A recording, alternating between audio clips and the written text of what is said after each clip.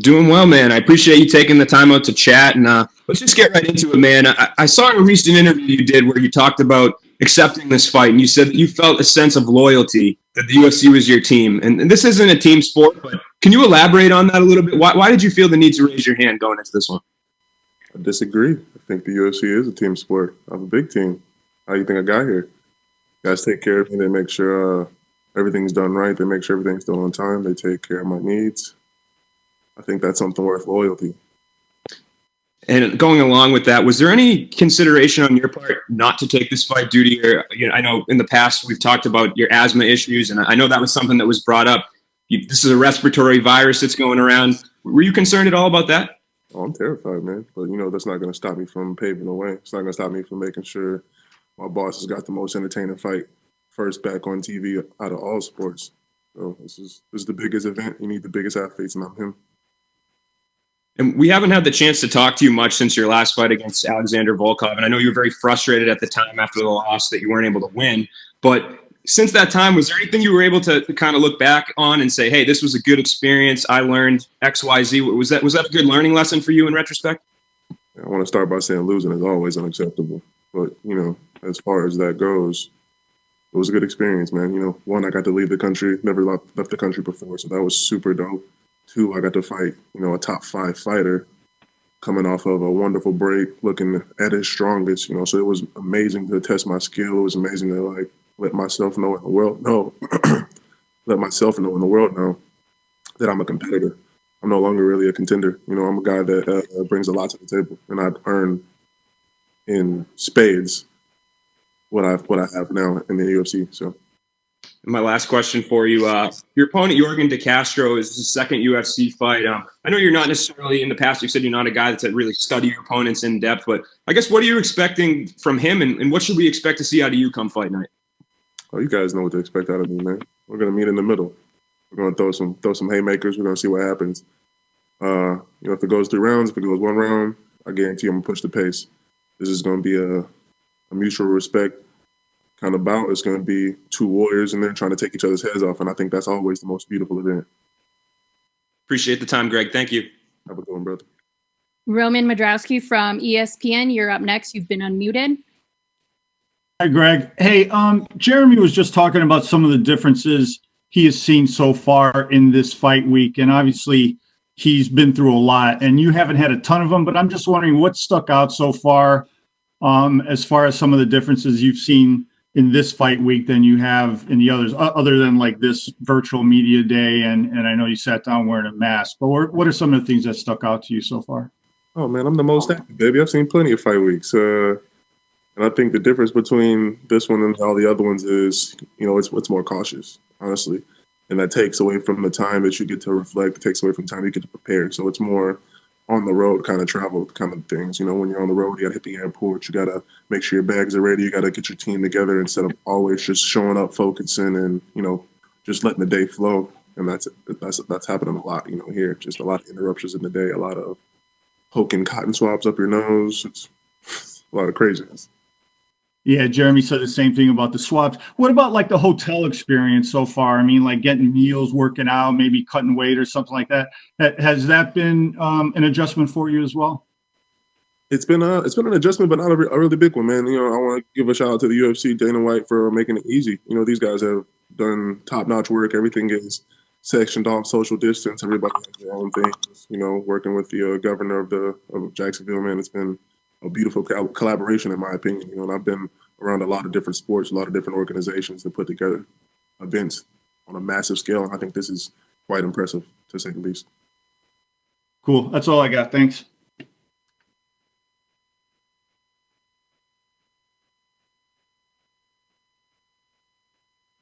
Clayton Freeman, you've been unmuted.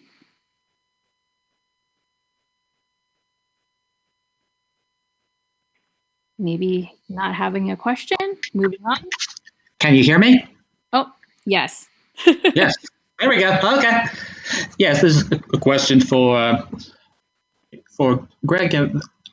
How has the process been in preparing for this while managing the delays, managing all the uncertainty that goes along with this?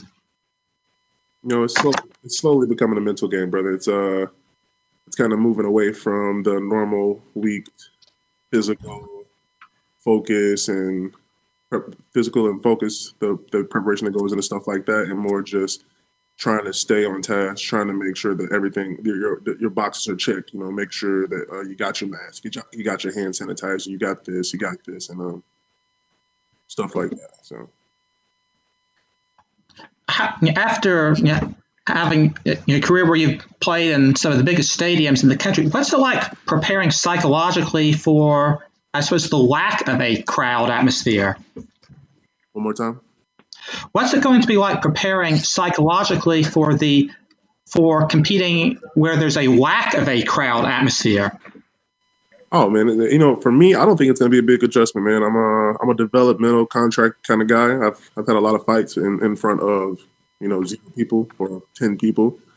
I think it's just like my Contender Series days. You know, just a small gathering of people going to war, celebrating great athletes, man. I think it's gonna be another day in the office. And for you, you've had kind of a good experience with Jacksonville sports over the years. I mean, you played against the Jaguars 9 years ago, got a safety in that game. Is any feeling like Jacksonville's kind of a good luck charm for you? Yeah. I think I like Jacksonville. I think I might have to come back after this COVID thing is all over with, man. We've had nothing but good times here.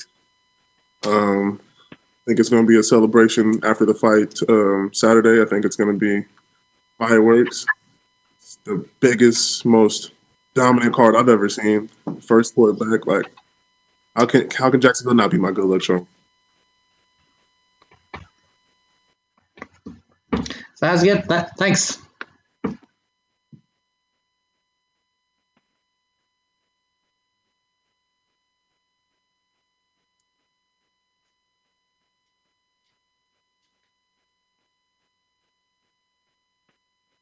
ADHD will get you, man. All right. Looks like he's not on. We will move along.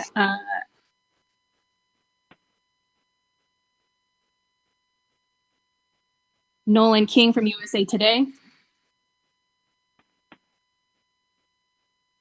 I tripping? I think I left my hand up by accident. My fault.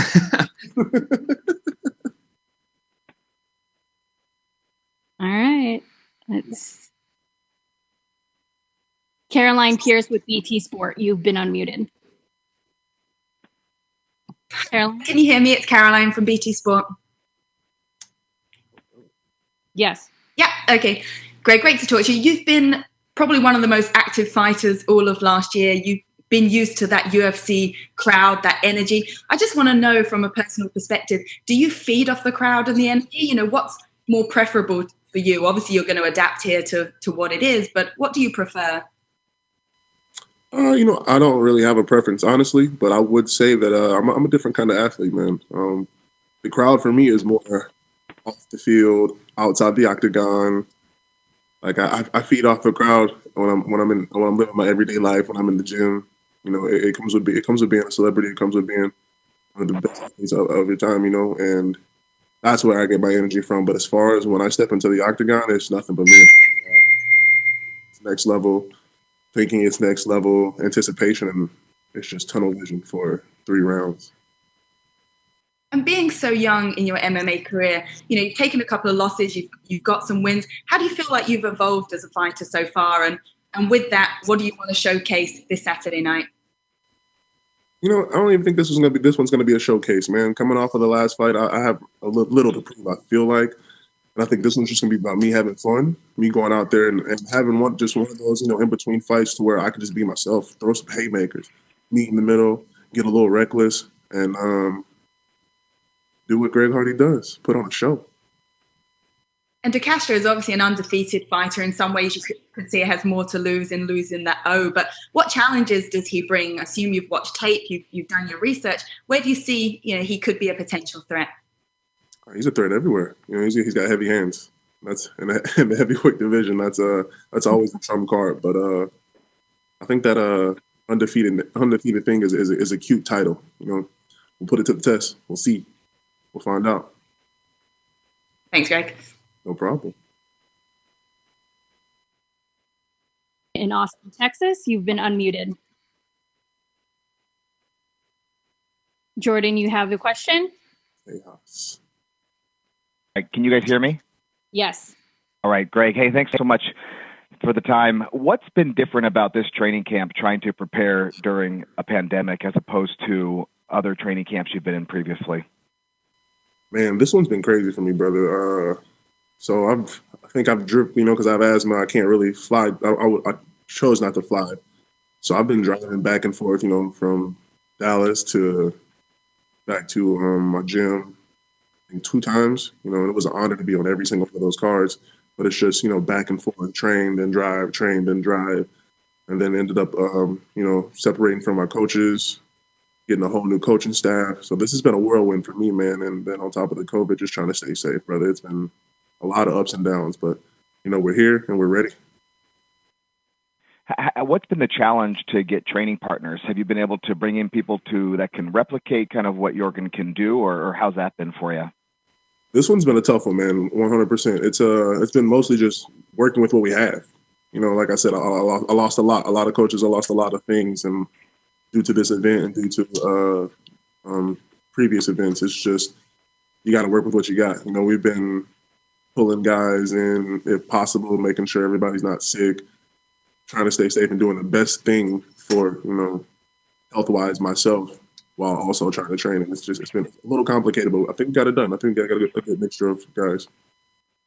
You mentioned that you wanted to be a part of one of the first events back in sports, but this is your first time fighting on a pay-per-view, and you're actually kicking off the card. What does it mean for you that, hey, the UFC is putting you in a place to kick off the pay-per-view to kind of get that hype going for the event, and that they put so many eyeballs on you there as well? I know you've been on ESPN before, and people have seen you there, but what does this one mean for you?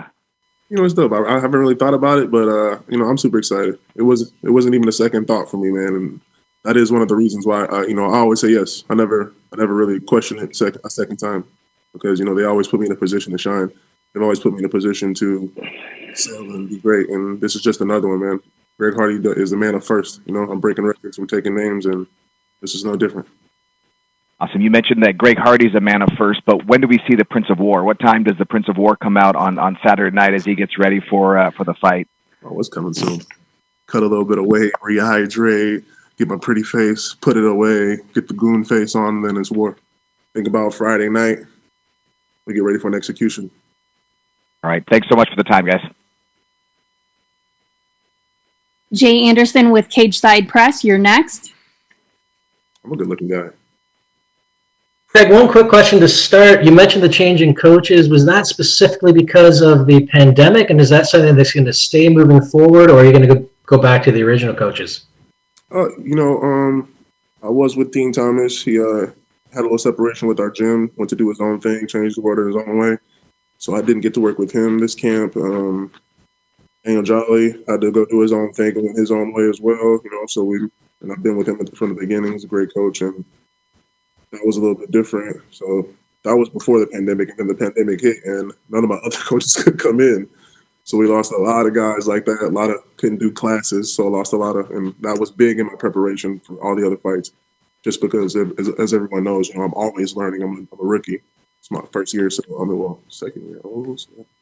So I'm always trying to get new details, cover bases, and I couldn't do that this camp. So I think it was a little bit of both, man, and it's just been a lot of adjusting on the fly. There's been a bit of criticism in terms of this fight being on the main card, given, like you said, you are a rookie. What's your response to the critics in that case? Hold on, wait. I was criticized? Just the fight in general, the placement. Oh, man, I'm used to it, brother. I mean, it's supposed to be. It's the greatest show on earth, man. If it wasn't criticized, then it means we don't have enough fans out there, dude. And I think that everybody that criticizes is going to tune in. They're going to see Francis. They're going to see all these guys. They're going to see Greg, Cerrone. They're going to see Charlie Rosa. They're going to see the entertainment value go through the roof and blow the top off of Jacksonville, man. And then they're going to be excited. They're going to be wondering when the next one's coming. And last question from me. You had spoken about wanting to go out to the Fight Island, fighting week in and week out, trying to get maybe 6 fights in this year somehow. Is part of that going back to your football days? You're used to competing week in and week out? I was made for this. I was built. You know, I was constructed as one of the best athletes in the world to do this, to be consistent, consecutive, to be volatile all the time, and then switch it off for another week. I think that's my best attribute as a UFC fighter, man. And I think that if anybody could do it, it would have to be me. Thank you.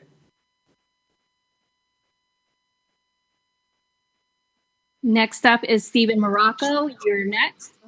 Hi, sorry. Greg, have you stayed inside the hotel since you got there? And have you been interacting with any of the other fighters? And what's that been like?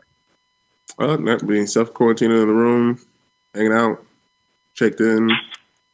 It's been mostly, you know, poking up my nose and pricks on my fingers. So I've just been going by the protocol day by day, trying to stay away from people, man. Like I said, UFC's been doing a great job with this COVID. Have you seen and interacted with any AEW wrestlers? Come again? Apparently there's some pro wrestlers at the hotel as well. Have you seen any of them? Oh, no, I have not. That'd be dope. I hope so. Teach me some moves or something. Maybe I go to the WWE. Is that something you want to do eventually? That'd be super dope, man. King of War deserves to be in the WWE. I got to get there first, but yeah, that sounds cool. Yeah. I think I would have like a sweet off the ropes move, like the Raymond Mysterio or not, the dragon guy that spawned on people's head. I think I'd be that guy. Were you a big pro wrestling fan growing up? Oh yeah. Who was your favorite? Like Sting. Oh really? Yeah. Nice. Do you have, like, when you're doing a camp, getting ready for a fight, do you have any sort of like set of benchmarks, you know, for conditioning and technique that you need to hit? And if so, like, what have those been like for this camp? How have they changed, if at all? No, man, I think having benchmarks for a camp is a guy that's here for a check. If he's here for a fight, you know, I'm here for eternity, brother. I'm about to make it rain for decades, so we don't have benchmarks. Every camp needs to be pushed. I don't think past the next fight, but you know, I have to train past the next fight. Gotcha. Do you look at this more like Jeremy was talking about, like the scenario where, you know, if you're in a street fight, you don't get time to prepare. You gotta just go and fight. Do you look at this closer to something like that scenario, or do you look at this like a normal fight? I'm way too pretty to be in a street fight, brother. But I think this is more it's more like war. You don't get a warning. You know, you get the call, the bell rings, and you show up. And I've been in this situation plenty of times, man. I've been in situations where, you know, we play on Sunday, turn around, have to play on Thursday, and then turn around, have to play on Tuesday. And then maybe the quarterback changes, maybe the whole lineup changes, maybe your guy changes. It's on the fly. That's what we train for as a professional athlete. You know, I can't speak for everybody in the UFC or every MMA fighter, but as a professional athlete, being ready is a part of the card, brother. Awesome. Thank you, Greg. Yes, sir.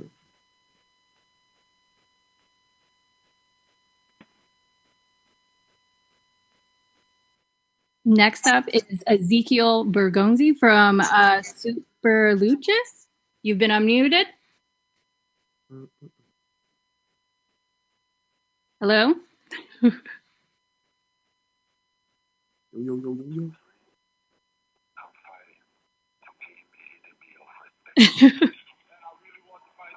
All right, I think that's it, Greg.